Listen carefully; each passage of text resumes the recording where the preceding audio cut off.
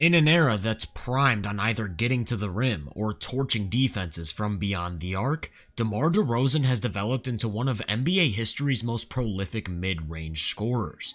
This season, he's attempting almost 13 of these every 75 possessions, just a touch below his 14.8 from last year, taking these at incredibly high volume and consistently hitting at about a 48 to 49% clip.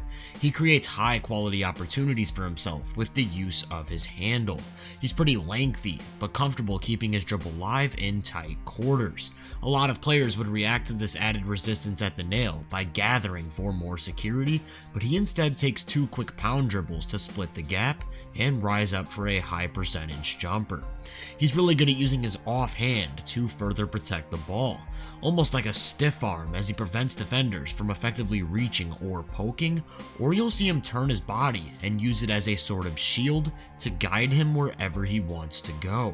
These things allow him to probe with that live dribble and hunt for the highest quality opportunities possible, which is especially noticeable in the pick and roll.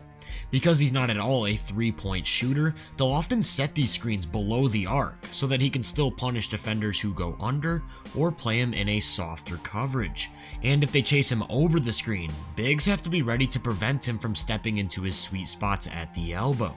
So what you'll see is him playing a real patient game, very commonly putting defenders in jail, either on his hip or backside, and getting to his favorite zones that way.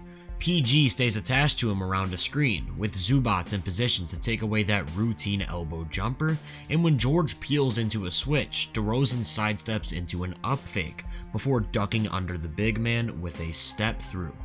This time the big man is playing a bit more aggressively, closer to the level, so DeMar puts his man in jail, patiently keeping his dribble to keep the big up high, forcing a rotation from the corner that results in a kickout to an open shooter.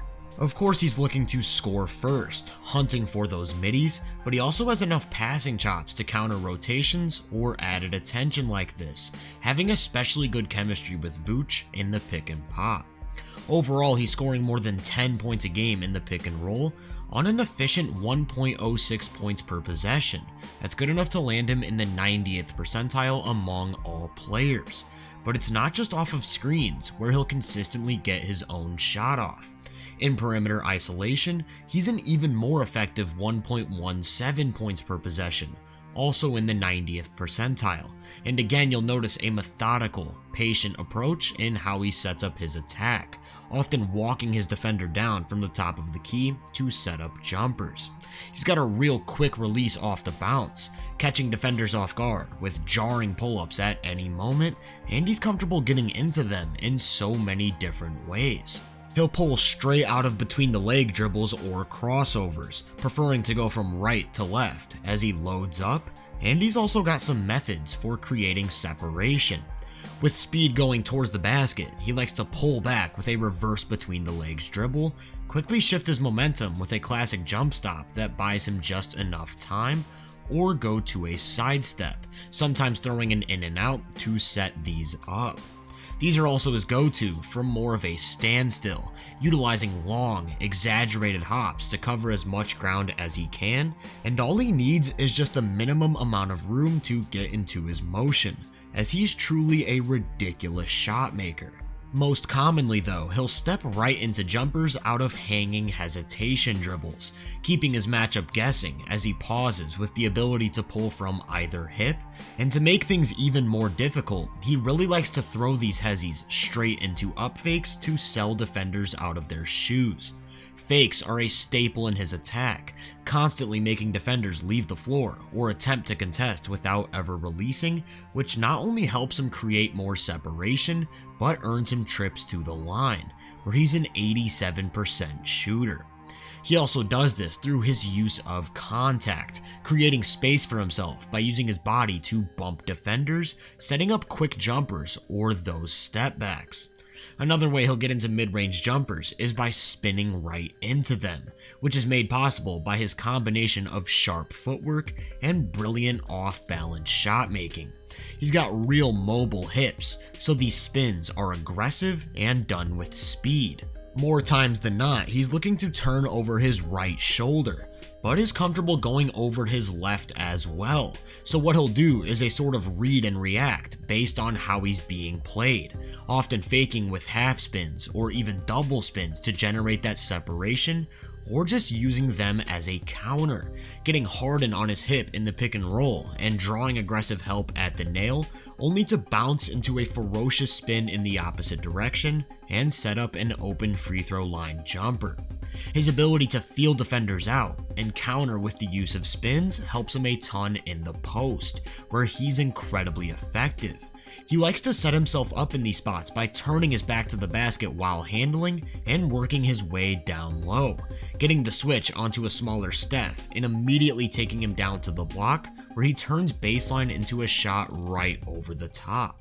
He'll set up fadeaways over either shoulder with those quick spins, fakes, and even some shimmies, again reading which hip his man is giving up and knocking down impossibly tough shots. His footwork is phenomenal, not just looking to get to fadeaways, but countering more aggressive contests with step-throughs. Similar to that last example, he gets the switch onto a smaller defender and immediately backs his way to the block. But this time, a second defender rotates to take away that baseline jumper, only for him to fake it and pivot between the two for a wide open layup. He's averaging 2.5 points a game in the post, easily his least attempted on-ball play, but also his most efficient at a scorching 1.33 points per possession, good for the 97th percentile. From these spots, he's also a threat to spin into quick downhill attacks, where he's a pretty good driver. I talked about how he uses his handle to hunt out middies, but he can also be a bit more explosive with it to get to the rim, doing it all from spins to crossovers to in and outs and hesitations. He's pretty quick and uses his length well to get the step on his man, here taking his first step right before exploding into one of those spins down the middle of the lane. Once he gets that first stride by his defender, it's really tough to recover, using a double crossover to get Griffin on his hip and using his off arm and shoulder to just never let him back in the play.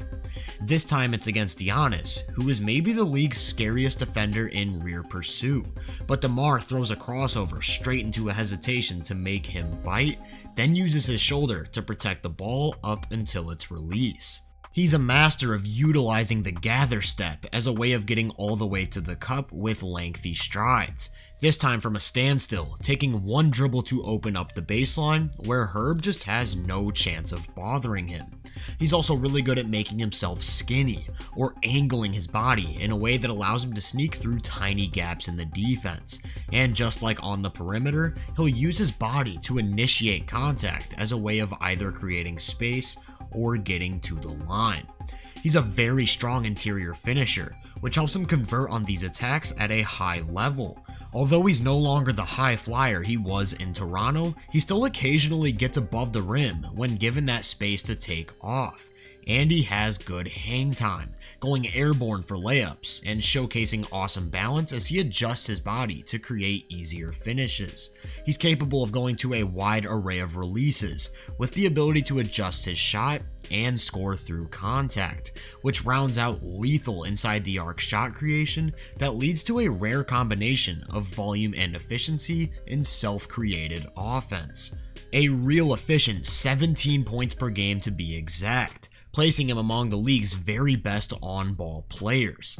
His ability to create for himself at such a high level, and in many different ways, of course demands added attention, and he's a good passer, capitalizing on his scoring threat well.